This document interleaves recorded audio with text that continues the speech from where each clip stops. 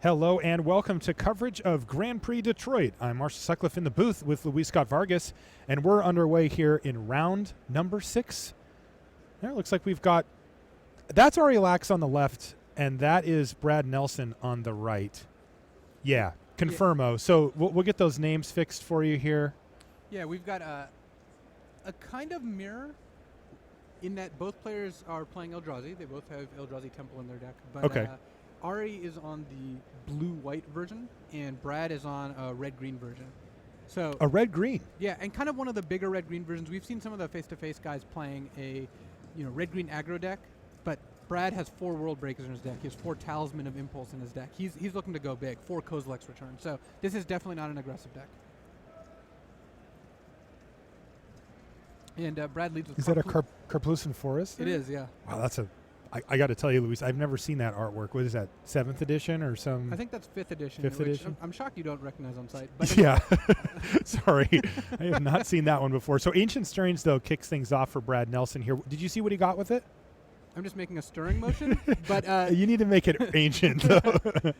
Well, I've done it a lot of times. The joke is kind of old. So agree. Brad is one of the advantages of playing the red-green Eldrazi list, and I didn't actually see what he picked up, but one of the advantages is playing Ancient Stirrings. It's a very powerful card. So 1 mana kind of impulse. You get to look at your top 5 cards. So 1 mana to look at your top 5 is pretty good. Nice little start here from Lax as well. He's going to kick things off with Eldrazi Mimic and an Endless One off of an Ivug. Critical thing to see in your opening hand with this Eldrazi deck, and really any of them, of course, is an Ivug or an Eldrazi Temple. Right, and one of the advantages of Brad's deck, actually, is that you can keep a hand with Ancient Stirrings to find those lands. You don't have to mulligan quite as aggressively. But, in Ari's case, it looks like he's doing just fine. Yeah, he's just cruising right along with more Endless One. So the 3/3 Endless One from Brad is going to hold the 2/2 Endless One at bay from Ari Lax, but the 4/4 Endless One's going to trigger their Eldrazi Mimic and get him in for 4 damage here, dropping Brad Nelson down to 15 after taking 1 off of the Karplusan Forest there. So big turn here for Nelson. He's going to have access to 4 or 5 mana here. This would be the first turn he could play a Thought-Knot Seer based on how his lands have played out. And if he has one, that's pretty good. Thought-Knot's not the best blocker. You don't really want to trade it for an Endless One because then Ari draws a card. But taking Ari's next play and making sure he can't develop his board and making sure that maybe that Mimic stays small is really good. One of the advantages of the red-green deck is having 4 World Breakers and 4 Kozilek's Return means that in a long game you've got a lot of extra ammunition. Kozilek's Return the first time actually will still even be good here. It's not even always good, but against the Eldrazi deck. But here it'll kill a Mimic and an Endless One if Brad goes down that road. I'll take that. All right, there it is, though. Thought-Knot Seer now for Nelson. Wow, Ari, if that Endless One for 4 was a Thought-Knot Seer, he'd have the perfect hand. Instead, he has a very good hand. Reality Smasher and Drowner mean that with the mana to cast them, over the next 2 turns, means that Brad can either take the Smasher, which is lower impact but will come out next turn, or he can take the Drowner. It's going to depend a lot on the rest of Brad's hand. Generally, you would hope to be able to take the Drowner, but here, because Mimic turns into a 5/5 if Ari plays Smasher, Brad's going to have a pretty defensive hand if he's going to want to take the Drowner. Like, I think he's most likely going to take Reality Smasher, but again, it depends on Brad's follow-up plays. Man, how big is the difference between play-draw here from Ari Lax's side? Well, look at that hand. It certainly gets a lot steeper. Like, if Ari was on the play, I think he would be very far ahead. He would just already be so far ahead that it would be really tough for Brad to come back. If Ari was on the play, Brad would have cast Ancient Stirrings and taken 6 on turn 2, and then he would have cast a 3/3 Endless One and gotten attacked for like 13 or 15 or something. He would have just been dead. Yeah. But as it stands, Nelson is still in this game as he's resolved that Thought-Knot Seer. Yeah, he snags the Smasher, though. Ari drew a very good one. He drew Eldrazi Displacer, and that's one of the reasons to play Blue-White Eldrazi. First of all, for 3 mana, it just kills opposing Endless Ones. You blink them out, they come back as 0/0s. Oh, interesting. Brad's going to trade here. And it just makes combat much, much easier. We'll get the players to make sure that they have their graveyards in the appropriate places here. And importantly, Displacer also means that Ari just gets to play something this turn. That's critical.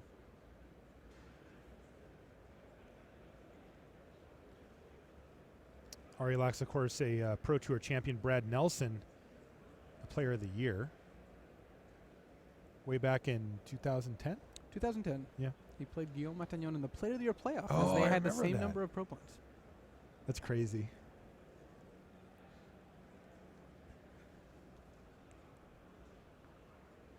So Brad looks like he has a kind of land-heavy hand, and the fact that he knows a Drowner is coming down next turn. Drowner's going to be so brutal here because, first of all, it's going to make the Mimic a 5/5, and then, second of all, you can just sack a Scion to tap the Endless one, and that actually is, coming in for 10 damage. You end up with a 5/5, a Scion, those 3 creatures in play still. Ari has to worry a little bit about Kozilek's return, though. He knows that Brad's list plays it. If Ari goes Drowner, and then Brad lets I guess Ari gets to stack the triggers then. So Ari would want to stack the triggers so his Mimic becomes a 5/5 before Scions come into play. Then Brad can Kozilek's return to kill one or both. Ari's choosing not to Drowner here. He's just going to kill the Endless one with the Displacer just to play around Kozilek's return, just to make it less of a beating. Well, he's still going to get 2 for 1 here as Nelson's going to fire it off and take the 3 damage from the Displacer. And if Nelson can add something big to the board here, he could be in business. He is going to have to contend with the Drowner that's coming down next turn, but there you go, Oblivion Sower from Brad Nelson. Yeah, he would love to hit a land here. He just hit a Calciform Pools. It's been a while since I've seen that particular land come into effect, but it's a good one. That's a storage land? It's a storage. It taps for colorless, first of all, which is why it's in the deck, but also you can keep paying 1 and tap and putting counters on it, and then remove those counters to add white or blue. So it you kind pay of 1 and tap it, and then pay 1 to remove any number of counters. And then you can remove any number, right. Yeah, and it kind of fills the role of adding colorless, white, and blue to the deck. I mean, we tried Cloudreach Lake in this deck. That's the Champions of Kamigawa land that taps for colorless or taps for white or blue and doesn't untap for a turn. that was just too much of a power level hit. Yeah, but Pools looks like it's found a new home here. And Oblivion Sower, even just hitting 1 land, really does help accelerate Brad into Worldbreaker if you can draw that. And, he wants to start picking off Eye of Ugin. He does know that Drowner are still going to come out, still going to be difficult to deal with. Displacer also, those Eldrazi temples, they tap for 2 colors to activate colorless Eldrazi abilities as well. So Eldrazi Temple plus Displacer, that gives Ari a lot of ways to push through attackers because it taps down the creatures even if it doesn't kill them. Like right now, he has the ability to do it twice, if warranted. And Oblivion Sower is on cast, not on enters the battlefield, so blinking it with Displacer doesn't re-trigger it, which is crucial here too.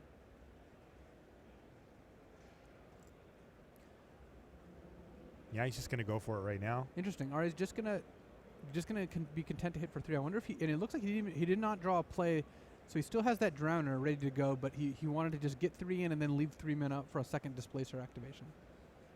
I think he was concerned with Brad following up with Worldbreaker because remember, there's that Kozilek's return to hang out in the graveyard. If Brad has a Worldbreaker there, the Kozilek's return, he can play it from the graveyard to deal 5, and that'll knock down both the Displacer and the Drowner and all the signs. And it will leave Oblivion Sower intact. I mean, that's kind of the purpose of the red-green Eldrazi deck, why it's built this way. But interestingly here, Brad did not have it, and now Ari has given him a bit of an opening here with an Ancient Stirrings to give him, he's get to look at 6 cards here, with his draw step to try to find it. And one of them is a Worldbreaker, so wow. Brad does have the option of playing it. And he has to be pretty happy with that, right? He still gets to take out the Displacer in that scenario.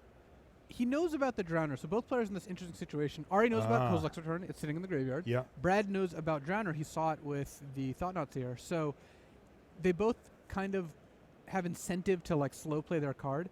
The Worldbreaker is such a good card because it will take out something like Eldrazi Temple, or if Brad wanted to, he could take out a Dark Art Wastes and hope to get all of Ari's blue mana, so Ari couldn't even cast Drowner, though. That's a plan that is not necessarily going to work long term. That's interesting, though. And the long term is what Brad's all about, and what Ari's not here, right? Brad's the one who's low on life and has more mana, right? So he can start activating Eye of Ugin if the game goes long, where Ari's got a long way to go before he gets to do that. Looks like Brad is going to cast the Worldbreaker. Brad I like that. Also has the option, by the way, of not casting Kozilek's return. Oh, interesting. In case he found another. I like casting it, though, because if you take out the Displacer, even if Ari plays Drowner, he's got a Drowner and 2 1/1s. You're at 8, so you're not dead to 1 Drowner hit. And the 2 1/1s can tap down your 5/8 and your 5/7, but just once. By the way, that is a Kessig Wolf run I see on the battlefield for Nelson, right? And that's another reason that Brad just has the advantage in the late game. No chump blocks here. Can just turn all that extra land he's got into huge hits. The Oblivion Sower seemed to play a pretty important role in that as well. So Brad ended up taking out Eldrazi Temple with Worldbreaker, I think under the assumption that Ari might have drawn a second eye by now, which he actually has. So kind of sick read there from Brad. Yeah, he may have seen it off the Thought-Knot Seer. I don't know if that was actually in Ari's hand at that point. Sure. But he does choose to not take him off of blue mana, and he's rewarded for that as Ari plays a Flooded Strand here and could find the blue mana anyway. Yeah, he's gonna. So Brad, his play looks great, right? I mean, yeah, that's kind of the perfect land to hit there. And there's that Drowner of Hope. But still, even though Ari has a life total advantage, Brad is much, much closer to be activating Eye of Ugin, and Ari can only force through 5 damage here. Then again, if Brad just leaves mana up to activate Eye next turn, let's say he just goes land, pass with 7 up, hoping to do that, and Ari draws Reality Smasher, tap down your two creatures with the Scions, play the Reality Smasher attack for 10. So Brad is in a tenuous position here. Let's see what Nelson's found for his turn. We're in round number 6 here in Detroit. A lot of flavors of Eldrazi flying around the room here. You see blue-white versus red-green here. Brad says, may I go to attacks? And Ari says, yeah, man. Do your worst. It looks like Brad's actually considering throwing an attack in there with his Worldbreaker. And part of the reason to attack if you're Brad here is Ari has control. He can tap down your creatures. But if you don't attack, then you're just giving Ari more draws to Reality Smasher. At least this way, if Ari doesn't kill you next turn, then you're presenting lethal too. Ari takes 10 here, going down to 9, and then next turn you can attack for another 10, and you have the Wolf Run. No play here for Nelson, though. He just plays an Urborg and passes a turn. What does Ari find? This is a big draw step. You said it. If he finds the Reality Smasher, at least as the board sits, he would have the win. He found a Path to Exile, which is not a bad one. Okay. Especially since Ari can attack here for 7, putting Brad to 1, have 3 attackers, even not counting the activation of Drowner, and then be able to use Path to Exile if Brad goes for the win. So is there something that... I see. Brad's got Dismember. And thanks to Urborg, doesn't even cost him any life. No, that's pretty handy here. That's a big deal. That's a huge swing back in Brad Nelson's favor. Now, this has been a really fun game. So Brad made a trade-off last turn. He could have used Kessig Wolfrun if he was planning on casting Dismember, but he didn't. And representing using the eye there? Yep, exactly. Part of the reason to do that is represent using the eye. Oh, that's pretty clever. Like, you do give up a little bit of information in that scenario, but that is information that Ari would be very happy to have. And there's Path to Exile and Worldbreaker. So Ari should be, or Ari's dead here if Brad goes for it, because Ari takes 1 going down to 8, and then Brad can just use Wolfrun on Oblivion Sower and just hope that Ari doesn't have a second Path to With Exile. Brad at 6 life, do you just go for it here? Like, it's so unlikely that you die on the Crackback. I think Reality Smasher is the only card you care about. Part of it is that you lose to Reality Smasher no matter what. Right. And you don't need to activate Eye of Ugin. If Ari doesn't have anything, then he's just dead right now. Yeah, there you go. So, looks like Brad's lining up a little Kessig Wolfrun action here. He needs to do it for 3. And he has to make sure not to use Grove to gain Ari a life here. Or at least if he does, pump an additional 1. It's going to go down to 5. And that's it. Brad Nelson takes game number 1 from Ari Lax in a very close game. Well fought by both players. That was a fun one to watch. But it is indeed the red-green version of the Eldrazi deck that takes it there. Would you say that the red-green version is built, with the mirror, and I don't mean the red-green mirror, but the Eldrazi mirror in mind? Like, does it go bigger? That is part of the strategy. I mean, Worldbreaker is very effective in shutting down offense and taking out the lands. And then Kozilek's Return did a lot of damage that game as well. So the red-green deck is, in fact, built with the mirror in mind. And all right. Well, let's take a look at Not a Mirror here. This is Christian Calcano versus Andrew Cuneo. And Calc, you can see he's playing Boggles. And, well, he kind of did it here. A Core Spirit Dancer has, let's see, 1, 2, 3, 5 different auras on 21, I think. With lifelink? Yeah, and Trample and First Strike. First Strike and Reach. And it looks like Andrew's blocking with everything. And Calcano just says, yeah, sure, just order them like that. And then Azuri's going to give them all +3/+3 and then +3/+3 again. So Azuri's, this is incredible. So it looks like all the elves get +9/+9, which means, and then Andrew can regenerate 2 of his elves, I think, if he has enough mana. And then he can end up blanking the attack, except Calcano gains a lot of life. There is a Rancor in the mix there that Calcano would get back. Well, the core Spirit Dancer is going to die presumably if all the elves get +9/+9. I would assume so. Even with first strike, but that just means that one of the spider umbras goes away. It doesn't mean the actual Spirit Dancer dies. So Cuneo's trading some number of elves for a spider umbra. And Ouch. and not dying. Yes, and the chance to live to see another draw step. Let's see. Now the interesting question here, though, so Calcano, his creature does not have vigilance, right? It is actually tapped here and unable to block. Can Cuneo? So I was right. It was at 21 power. Nice job. Or they're taking my word for it. Can Cuneo? I mean, the Elves deck is capable of doing huge amounts of damage, but is 57 out of range even for the Elves deck here? Well, it's going to depend on how many times Cuneo can activate Azuri. The problem is he has to tap a lot of his Elves in order to do so. Okay. I don't think he's going to be able to do 57 damage on the back. But he could probably do 30? I think he's actually going to be well short of that just because he's losing 2 Elves here, and then now he can activate like Azuri once. He can attack for like 4, so 3, 9... 21, it looks like. You just found another Shaman of the Pack. Shaman of the Pack there. I can do some damage.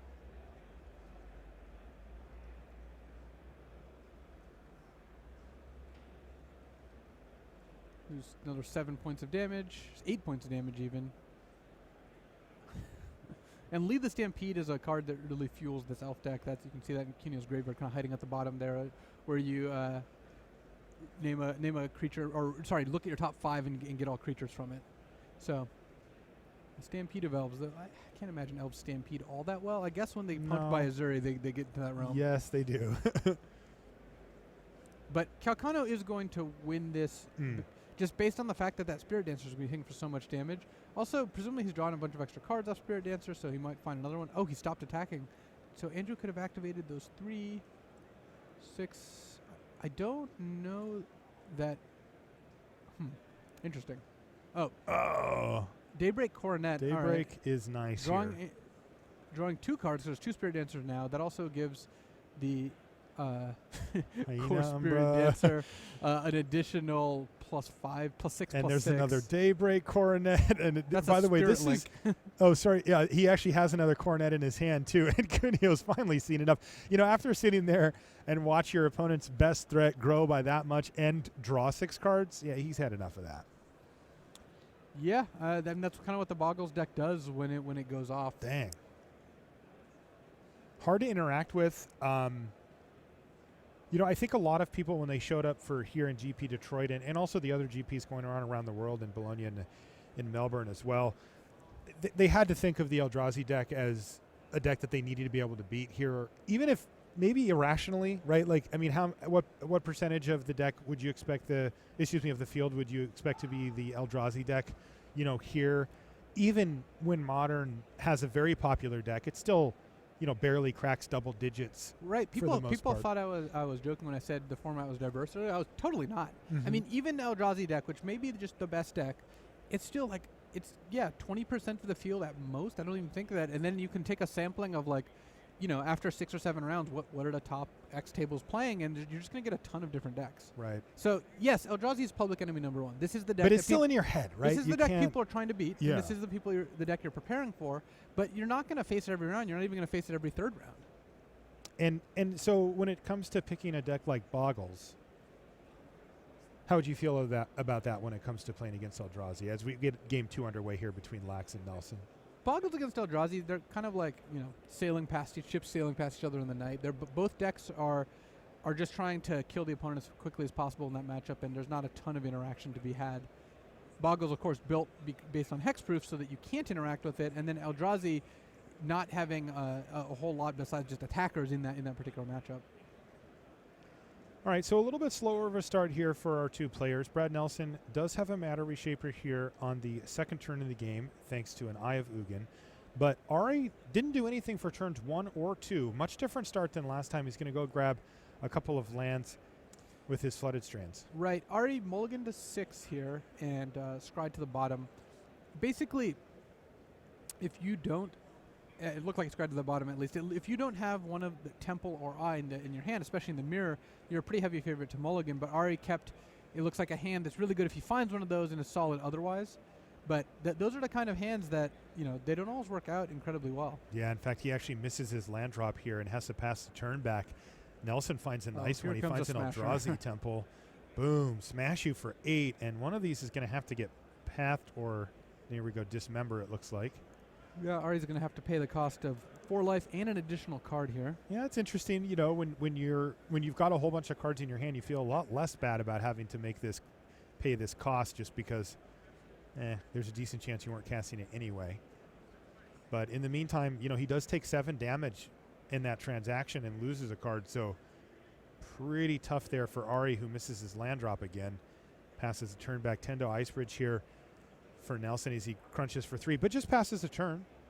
A little bit of a reprieve here for Lax. He's found a Displacer. Yeah, the problem is Ari casting Displacer for 3 mana. First of all, let's even set aside the fact that it's now turn 5. He's missed 2 land drops. Sure. When you're casting Displacer for 3 mana, you're not playing an unfair modern deck. You're just paying 3 mana for a 3/3. That's pretty good if you're playing limited. Sure. But it's just not a high tier constructed rate. Whereas in this particular case, like the deal you're getting is not great. Whereas Brad's tapping 1 land to play a Thought-Knot Seer. Right. That's significantly better. This is ridiculous. Yeah. Brad also had Lightning Bolt to take down the Displacer, and on top of all the other problems that Ari has, he doesn't have colorless mana anyway. So this is pretty tough for him. Right. Ari's 2 castable spells in hand right now. Dismember, which is just going to cost him a ton of life. He's a 5, so Brad's probably not taking that. I imagine he's taking Thought-Knot Seer because Endless One's the only other card could take, and I guess Brad just is fine taking Dismember because Brad does have Urborg. Maybe he's playing around that, but Ari, he can cast a 3/3 Endless One, and then Brad can Dismember it and attack. And that's game. Wow, that was the dismantling there. That mulligan really punished Ari, and the thing that stands out to me besides the mulligan was the fact that he didn't have an Eye and he didn't have a Temple. All right, well, I want to see what happens in this matchup between these two decks, just kind of spewing permanence onto the battlefield, as much as possible here. I like Cuneo's spot this time. He's got 2 Elvish Archdruids in play, and he's playing against a deck that doesn't have a ton of ways to kill them. So even though Calcano's kind of going off with Spirit Dancer, if Cuneo has one of his payoff cards in hand, Cuneo's next turn could be pretty devastating. Explosive. I mean, he can make just tons of mana, right? Yeah, and with the double Archdruids. Currently, it's a 13 power Spirit Dancer right now. So that's a lot, but it doesn't have lifelink, which is key here, because each of the ethereal armors are granting 3. There's 3 enchantments. That's 9. Plus the second armor, that's 12, and then the Spider Umbra getting in its 1 point. So Andrew Cuneo is going to just take the brunt of it. He doesn't want to chump block at this stage. And he's really hoping to draw like a Lead the Stampede or a Collected Company or something that will give him access to a bunch of gas. So because right now Andrew has a Reclamation Sage. He can kill one of the ethereal armors, which does drop the Spirit Dancer significantly. It drops it by 5? So no, 6 even, because it makes the other ethereal armor worse. So he's just going to get in there for 9 here? Yeah, Calcano could go to 1. It looks like he's going to chump instead. And that way Calcano can still tap the Horizon Canopy. Also of note that the Spirit Dancer currently not trampling. No trampling, yeah. So if Andrew's able to play some blockers, if Calcano's not able to find something like Unflinching Courage or Daybreak Coronet, then without trample and without lifelink, oh wow, double Reclamation Sage. I think Calcano just got wrecked there. Wow, he sure did. That really brought him back down. Now, he's not out of this yet, though. He's got a 3/5 Spirit Dancer, and he's at 4, and he doesn't have access to a ton of mana. No, that is the problem that he sees here. Oh, wow. That Spirit Mantle, there we go, because that actually gives the Spirit Dancer protection from creatures. That should be enough, right? Yeah, and it's very flavorful to put a Spirit Mantle on a Spirit Dancer. So Calcano, I believe, does extra damage because of that. Not sure Cuneo agrees with you at this point. No, Cuneo definitely agrees. He's a flavor scientist. Wow. So Christian Calcano finds exactly what he needs with that 3 mana and gets the job done against Andrew Cuneo, giving him actually his first loss of the tournament. That's Calcano now 6-0 with Boggles. Yeah, and Boggles is one of those decks, like a lot of the decks we see in Modern, where its good draws look really, really good. It's able to just string together Spirit Dancer with a bunch of enchantments, and the Elf deck and the Boggles deck are both trying to go off, but not. And in this case, the Boggles deck was able to do so a little better. All right, we've got another match lined up for you here BBD, Brian Braun-Duin, also at 5-0. He's playing against Alex Majlaton, of course, at 5-0 as well. And it looks like we've got, well, the blue-white Eldrazi deck in the hands of Alex Majlaton. And on the other side, does this look familiar? It does, but there are some differences here. Okay. Brian Braun-Duin This is not exactly Brad's list? Or? No, he's playing the lower curve list that Face-to-Face has brought to the tournament. So he's playing Eldrazi Mimic. He's playing more Lightning Bolts. Eldrazi Obligator, that's key, the 3/1 haste that can steal an opposing creature. But right now, it's funny, both players have 4 lands in play, but Alex has been able to cast his spells quite nicely with that Eldrazi Temple, whereas Brian has had a slightly slower start. Sure, Brian wouldn't mind a sower either. All right. Sky Spawner's going to punch in there for a couple of damage. You can see that BBD, his life total isn't particularly high here. No, if I had to guess, Mimic came out on turn 1 and Displacer on turn 2 and knocked BBD around a little. But he does have Dismembers and Lightning Bolts, so he has a couple ways to interact. He's going to dismember the Displacer here. Which long term does give Alex more problems. And one of the reasons to do it there is to make sure he can't... Oh, my goodness. he can't blink the Sky Spawner, but BBD's going to fall all the way to 3. Paying 8 life, no big deal. Well, it could be. Oh, it is. Alex at this point has 6 cards in his hand to BBD's 2. So I think that Alex is in pretty good shape. Yeah, and BBD's not exactly super far ahead on board here either. Maybe slightly, but... And there's a Displacer now for Majlaton. So, yeah, this is not looking good for Brian Braun-Duin in Game 3 here. He's going to need some big play, right? Some haymaker to kind of grab control of this board. The Displacer, a real problem. Yeah, part of the reason the Displacer is such a problem here is that if BBD tapped out for a Reality Smasher, Alex would know that maybe he's able to blink something and get in. It is good that Matter Reshaper's on BBD's side because Alex can't really afford to trade for it, or at least it's not a great value to trade for it. Though Alex has a pair of Dismembers in hand too, so... Ooh, jeez. I mean, Alex could go for it. He could dismember both Mimics and attack with everything, and then if BBD didn't have a Lightning Bolt exactly, then Alex would win. And part of the reason to do that, if BBD had a Lightning Bolt, then he would... Oh, he's going to go for the Matter Reshaper here. Then he would have cast it last turn. Wow, and he actually... Yeah, he hit. Yeah, I don't love killing Matter Reshaper for that reason exactly. Yeah, that's a tough one for Majlaton because he decided, well, I want to get a blocker out of the way, and it was replaced immediately by a pretty similar blocker here. On the plus side, Alex has enough cards in hand. He's actually ahead on life and cards, so he can just play another Mimic and pass and then set up an attack next turn. Mimics are so much better on offense than defense. Oh, yeah. The ones on offense, they crunch, in quotes, and and the ones on defense have to just throw themselves in the way as 2/1s. So they crunch either way. All right, back to BBD, who draws his card for the turn at a very precarious 3 life here. At least another advantage of flipping Obligator is that since it didn't get cast, the trigger doesn't happen. So Alex at least doesn't have to worry about BBD going Obligator, steal something. I guess in this point you would just steal a Scion to kill it because BBD's not really in a position to attack. But yeah, BBD, his deck is designed to attack. It is an aggressive deck, and a lot of its cards do not play very well on defense. By the way, Alex has done all of this off of 2 lands. Well, two lands, but one's a temple, so that's kind of like 3 lands. Yeah.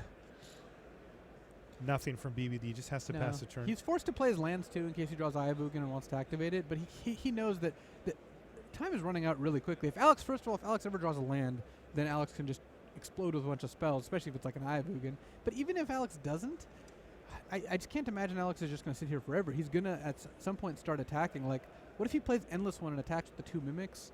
BBD has to double block and then trade.